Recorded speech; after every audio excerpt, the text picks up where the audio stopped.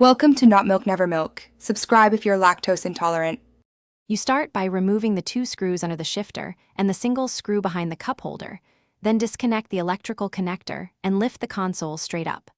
Once the console is out, you must closely inspect the latch housing and hinge. Look for broken rivets and cracked plastic that cause the failure. Make sure to take photos for orientation. While you're there, clear loose debris so you can see where to drill and replace the failed fasteners. Once done, drill out the old rivets using a 3/16-inch bit and liberally remove the remnants.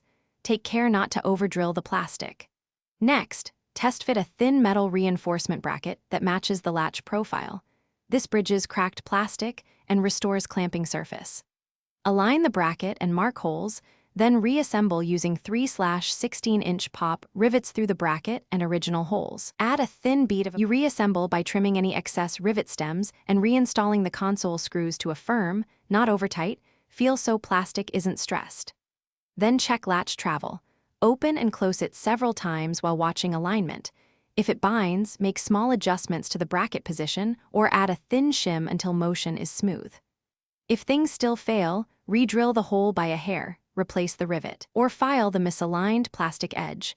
Those steps fix the remaining binding.